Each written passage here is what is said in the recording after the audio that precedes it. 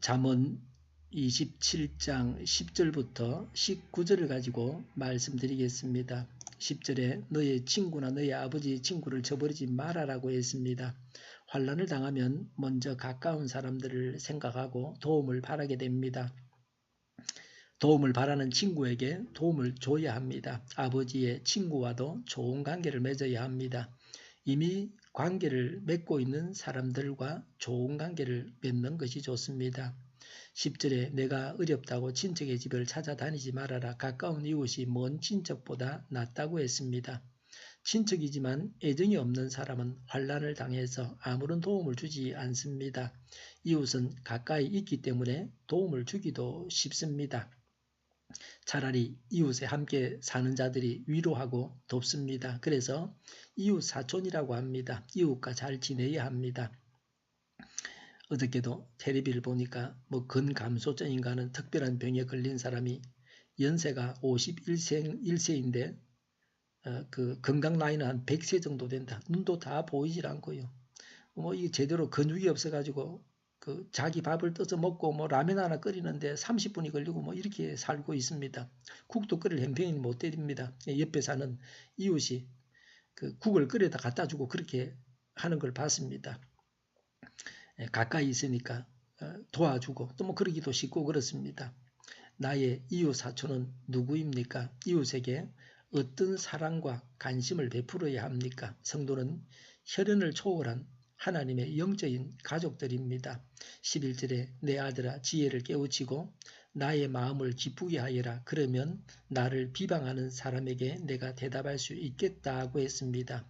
지혜로운 아들과 제자는 부모와 스승을 비방하는 원수들에게 그 비방이 무고하다 하는 것을 증명하는 증거가 됩니다. 수치와 모욕을 그들에게 안겨줘서 그 아비와 스승을 영광스럽게 합니다. 12절에 슬기로운 사람은 재앙을 보면 숨어 피하지만 어수룩한 사람은 고집을 부리고 나아가다가 화를 입는다고 했습니다. 재앙을 피하는 슬기가 필요합니다. 우리 몸도 여러 모양으로 경고합니다. 몸의 경고를 듣고 몸을 바르게 관리해야 합니다. 속이 아픈데도 계속 술을 마십니다. 기침을 하면서 담배를 피워야 됩니다. 건강을 해치는 술, 담배에 돈을 써서는 안 됩니다. 우리 몸이 하나님의 성전인데 건강에 해로운 습관으로 성전을 파괴해서는 안 됩니다. 13절에 남의 보증을 쓴 사람은 자기 옷을 잡혀야 하고 모르는 사람의 보증을 쓴 사람은 자기의 몸을 잡혀야 한다고 했습니다. 보증을 쓸 때에 신중해야 합니다. 남을 위해서 보증을 썼다가 자기까지 노예가 되어서는 안 됩니다. 14절에 이른 아침에 큰 소리로 이웃에게 축복의 인사를 하면 그것을 오히려 저주로 여길 것이다 라고 했습니다. 이른 아침에 큰 소리로 인사하는 것은 경우에 맞지 않습니다. 일반적인 인사와는 달리 상대방에게 자신의 친절과 존경을 의도적으로 과시하기 위한 일종의 아첨입니다. 그래서 상대에게 기쁨을 주기보다는 불쾌하게 합니다. 15절에 다투기를 좋아하는 여자는 비 오는 날 지붕에서 끊임없이 비가 새는 것과 같다고 했습니다. 남편에게 순종하지 않고 도리어 남편에게 대항하여 싸우려고 하는 아내입니다. 떨어지는 물방울은 폭우, 집중호우를 말합니다. 허술하게 지어진 집은 비가 올 때에 지붕이 물을 머금고 있다가 비가 그친 후에도 집안에 물이 떨어집니다. 그래서 사람을 집 밖으로 몰아냅니다. 싸우기를 좋아하는 아내는 가장을 집 밖으로 몰아내고 가정이 파괴되게 합니다. 16절에 그런 여자를 다스리려는 것은 바람을 다스리려는 것 같고 손으로 기름을 가득 움켜 잡으려는 것과 같다고 했습니다. 바람을 막고 기름을 움켜 잡는 것이 불가능한 일입니다. 이와 같이 어리석은 여인의 미련한 행동은 도저히 막을 방도가 없다는 것입니다. 지혜로운 아내를 얻는 것이 하나님의 큰 복입니다. 17절에 세부지는 세부지로 쳐야 날이 날카롭게 서듯이 사람도 친구와 부대껴야 지혜가 예리해진다고 했습니다. 철을 날카롭게 하는 도구는 철로 만들어져 있습니다. 철과 철이 부딪혀서 더욱 강하고 날카로운 도구로 변해가듯이 좋은 친구와의 선의의 경쟁은 인격과 지혜 그리고 신앙을 성장시키는 좋은 계기로 작용합니다. 사람은 누구나 사회생활에서 맺는 인간관계를 통해서 자신의 인격과 능력을 성장시키게 됩니다. 18절에 무화과 나무를 가꾸는 사람이 그 열매를 먹듯이 윗사람이 시중을 드는 사람이 그 영화를 얻는다고 했습니다.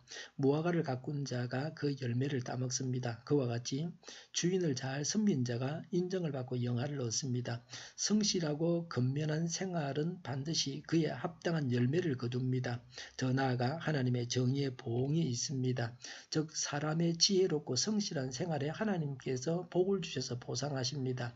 19절에 사람의 얼굴이 물에 비치듯이 사람의 마음도 감정을 드러내 보인다고 했습니다. 맑은 물에 자신의 모습을 볼 수 있듯이 서로 비슷한 감정과 사고를 지닌 다른 사람과의 관계를 통해서 자신의 상태를 발견할 수 있습니다. 그러므로 타인을 대할 때는 무심히 지나지 말고 그 사람의 모습에서 자신의 모습을 발견하고 성찰함으로 자신을 보다 새롭게 하고 향상시키려 하는 지혜로운 태도를 가져야 합니다.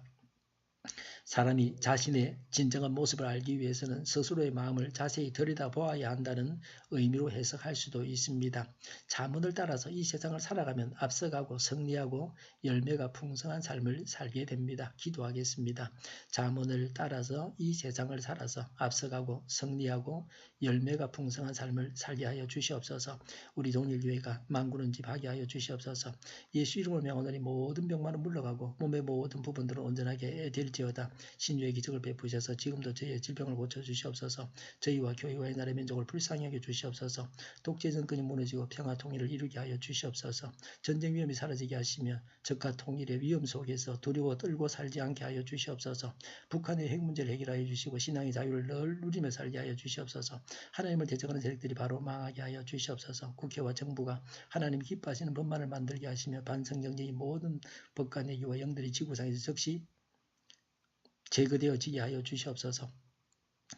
대통령이 통치를 잘하게 하시며 지진이 일어나지 않게 하시며 출산율이 올라가게 하시며 자녀를 낳고 살만한 건전한 나라가 되게 하여 주시옵소서. 에너지 정책, 재활용금 정책을 제대로 세워서 집행하게 하여 주시옵소서. 늘 맑은 공기를 마실 수 있게 하여 주시옵소서. 오늘도 성령님을 따라서 차고 넘치는 삶, 복된 삶을 살게 하여 주시옵소서.